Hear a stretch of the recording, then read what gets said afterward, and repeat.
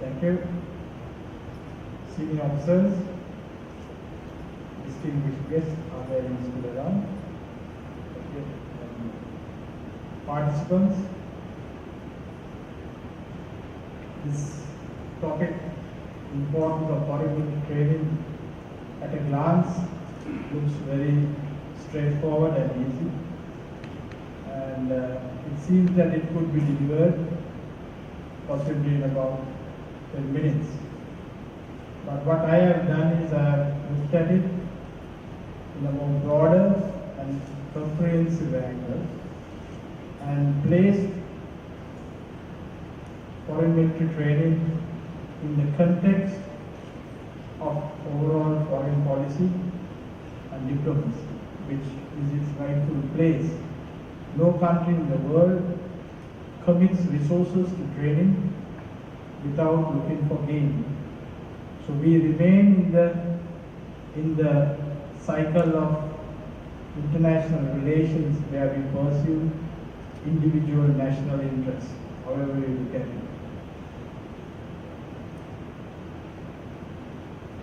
I will begin with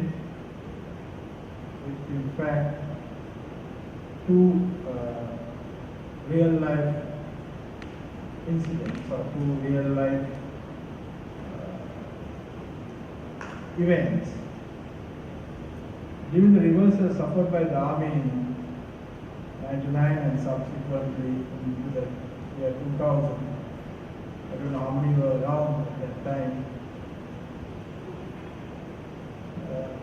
It includes suffered by the army in 1999-2000. It included a 24-hour fallback from Marfulam to Romania. Just like that. What was gained over years of combat through sacrifice, blood, sweat, tears, and all was lost in 24 hours. From Marfulam to Romania, the support of one country stood amongst the many. Pakistan stood politically, diplomatically, and militarily with Sri Lanka through this testing time. Of course, there are other countries, but this can't be specific. At this time of adversity, the military assistance of Pakistan, which included NBRLs and critically important ammunition for indirect fire weapons, this was a very critical time, enabled us to hold the LTT offensive at that time, better known as unceasing rains. Specifically in the vital area of Jaffna. You remember there was a time that the government of Sri Lanka made a request to India to evacuate our troops from Jaffna due to the speed of advance of the LTT. And the ground they were gaining rapidly, of course combined with a lack of spirit depot and subsequent breaking of cohesion and all that. So, Jaffna. So while many political and diplomatic factors influence these actions, a good part of the timely military assistance in kind was through comradeship between the former command of the army and then Ambassador Lieutenant General Srilal Veerasurya and his Viceroy's postmate, Postmate General Pervez Musharraf, then President of Pakistan. A bond established through foreign military training. Let's go back to let's come forward to year 2015. The present ambassador to Pakistan, Major General Said Shakil Hussain, present, was the directing staff at the Young Officer School in Quetta, and that of 4 intakes, mine included, which was trained in Pakistan. That is, gentlemen, there are 4 intakes, 60 per intake. Mind you, this represents a fair number of the brigadiers and colonels in our army today. That is 21, 22, 24 and 26. Those all passed through this gentleman. army today and portends a sphere of influence beneficial to both armies. This is something beneficial to both armies. This was created through foreign military training. So with that I will get on to the aim. Is to provide an overview of the importance of foreign military training to the Sri Lanka Army. And the sequence of my presentation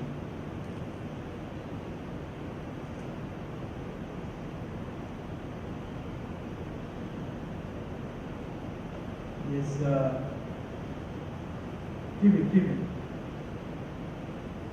keep the first slide. Now how I have sequenced it is, I have first placed foreign military training in the context of defense diplomacy. That is its rightful place. Foreign military training is today very much a part of foreign policy. It supports, at least it supports foreign policy. And training and fighting power, this is just a pass-through for us to remember where training fits into fighting power. We know that an army's ability to fight is always measured to the fighting power. Then we have the next is foreign military training and the Sri Lanka army interaction. This is about how so far our foreign military training has gone. So in this I'll just speak about the types and categories of training. I think most of you know it, but just pass through that. The content of foreign military training will be the foreign military interaction that has taken place in 2015. It will be more informative. Then the foreign military training and the defeat of terrorism, how it played a role, and what I would like to show you is how foreign military training evolved and its impact on the conflict in Sri Lanka. Foreign military training conducted in Sri Lanka. Then last, challenges and opportunities for foreign military training. That's how it is sequenced. This presentation is more informative than analytical because it's all straightforward.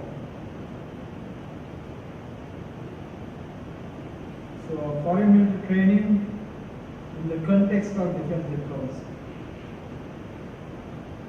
In today's context of international relations, all possible expedients to achieving national interest is employed by nation states.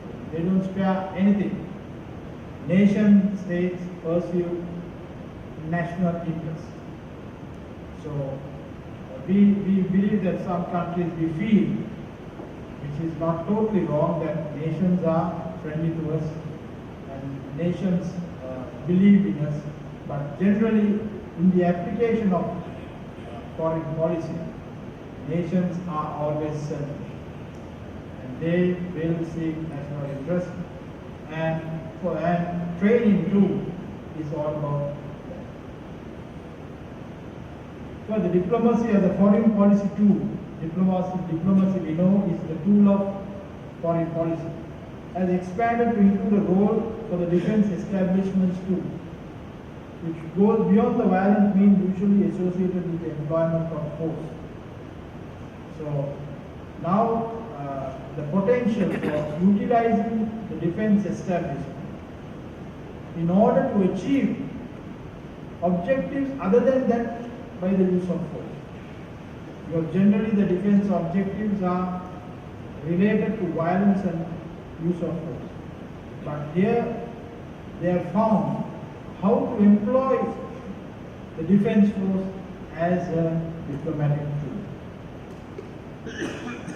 These efforts highlight the evolution of the armed forces as a tool of statecraft. We all know statecraft means how the state gets around its business, how it goes about its business, the activities of a state. So as a tool of statecraft beyond its capacity for violence. Hence, the discussion on foreign training, which is inextricably linked to foreign policy objective, would not be holistic if not considered in the context of defense.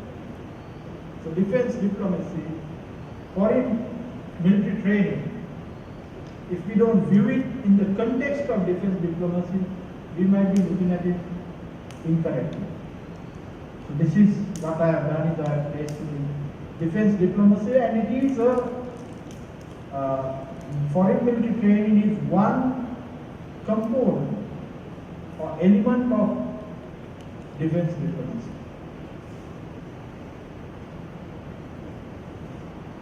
So I'll just very quickly try to tell you what defense diplomacy is and something about its success. This is very brief. Like terrorism and irregular warfare or unconventional warfare, the term defense diplomacy lacks a consensual interpretation. You all know that terrorism, one of the conflicts of terrorism itself lies in its definition. And that is one of the reasons why nations can't club together against terrorism, because you can't get the definition right. It is interpreted differently by different nations and even individuals. We have seen a lot of that. We have heard a lot of that yesterday by some of the eminent speakers. But what I would try to do is speak to you about some of the definitions which are used today. One is the non-violent use of a state's defense apparatus to advance strategic aims of a government. You know that basically strategy of a nation includes certain elements. Okay, it might differ slightly from country to country, but usually it includes a political element, a foreign policy element, or part of foreign policy, defense. Some nations go on to include culture and all that, but basically national security strategy is composed of politics, military, economics, and maybe foreign policy. So this is the makeup of it. So the non-violent use of a state's defense apparatus to advance the strategic aims of government through cooperation with other countries. So it's going with strategic aims through cooperation with foreign countries. Usually it is attained through war with foreign countries, with the application of violent means and force. But here we are speaking about using cooperation. The provision of forces to meet the various activities undertaken by the Ministry of Defense to dispel hostility, build and maintain trust, and assist in the development of democratically accountable armed forces, thereby making a significant contribution to conflict prevention and resolution. So, a role in conflict prevention and resolution. So, we are speaking about democratically elected forces. Why they speak about this is, gentlemen, this began with the British. The British Ministry of Defense, that is what you are seeing here. This is a definition made by them. This defense diplomacy was initially used in the East European countries after the breakup of Russia. So what it meant is, I come and establish a connection or a relationship with your armed forces. Country A connects with country B's armed forces and influences the change of that armed forces. Maybe it was, and basically here it has happened towards democracy. We could see why later, but this is what it means. Okay. Then this is another definition. The peacetime use of armed forces and related infrastructure, primarily defense ministries, using the defense ministries as a tool of foreign and security policy. This This is a definition by Pope and Anthony Foster, who played an important role in the development of the British Strategic Initiative. It was 1998, and it's there that the UK included this in their national security policy. The next.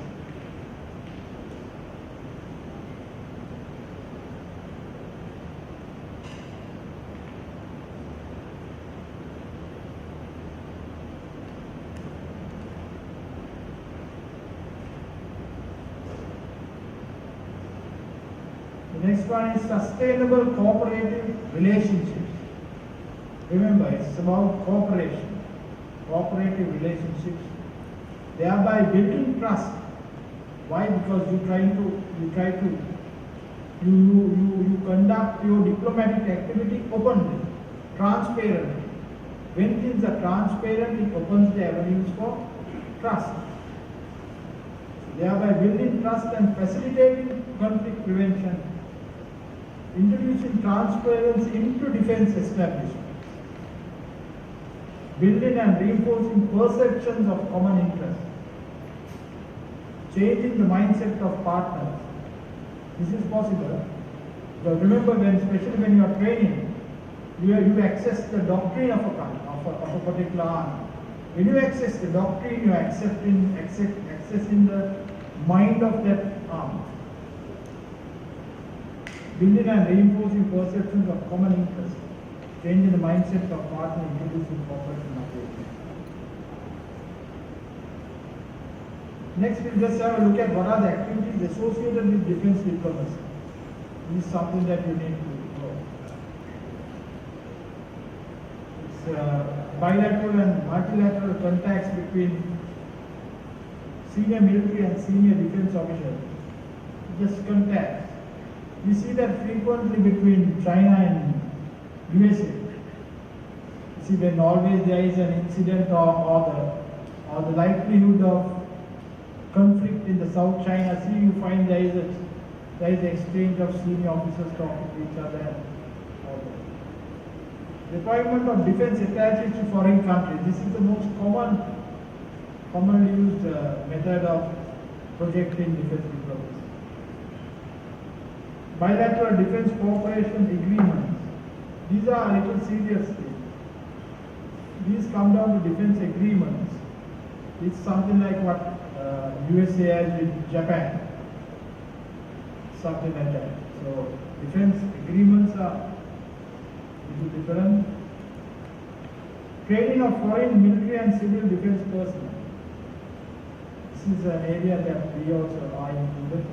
We go out for training, and so do foreign armies come to our army also for training. So that is also pretty common. Provision of expertise and advice on democratic control of armed forces, defense management and military technical area.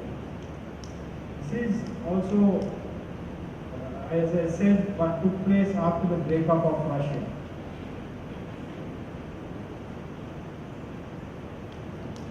Contacts and exchanges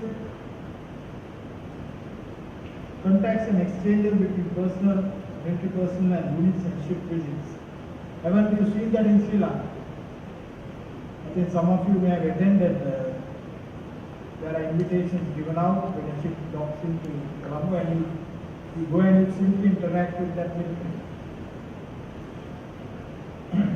Placement of military or civilian personnel in partner countries, defense ministries and armed forces exchange. This is, for example, recently the United States of America positioned troops in some of the training elements and troops in some of the former Soviet Union countries that are now in the European Union of NATO. So this falls into that category. Deployment of training teams. We have seen that in Sri Lanka. The most recent one being the deployment of Indian military intelligence, training personnel in our military intelligence school. Provision of military equipment and other material aid. We have had this with Pakistan and China during the conflict. Bilateral or multilateral military exercises for training purposes. This has become very frequent. And yesterday, direct training, as he said, he along with the brigade commanders of special forces and commandos left the country to begin the preliminary planning of a trilateral exercise. So these days we have had a lot of exercises, common strike, etc. It's a part of this defense diplomacy. Just see foreign military training as a component of defense diplomacy. Defense diplomacy is today an important component of foreign policy, as I said, and has been applied successfully in Eastern Europe during the political transition of the former Soviet bloc countries to democracy. It is believed that defense diplomacy applied prudently ensured the militaries of the Eastern bloc were shaped to meet its role in democracy. Training and military exercise are some of the most widely used activities of defense. Here it is very important that after the transition of some of the former Soviet states into democracy, the worry with the Western countries is whether these armies would also transit properly into democracy, because they had powerful, Warsaw Pact had powerful armies. So this was something that worried the West. And how they overcame it was they established this defense diplomacy, or they established military relationships with the armies of those countries. And that's how they connected and were able to guide those armies through to their democratic goal, that is fair trade. Just the employment of training as a means of diplomacy. Engagement in the form of training and military exercises and exchanges ensure that the Eastern Bloc countries smoothly transform into its role in democracy. This is what I told you. So, training in this case facilitates ideological influence in ideology, and shaping as seen with some of the Eastern Bloc countries that transform to democracy. Properly applied military diplomacy, correctly applied, can transform. Okay. The next is training provides a greater degree of legitimacy to interested parties, which include nations and non-state actors to engage in internal national issues. Make ekakramya, it's a form of peaceful intervention. You can enter a country through training because it's legitimate. You don't have problems with regional partners or other global partners. You enter that country for training, which is very legitimate.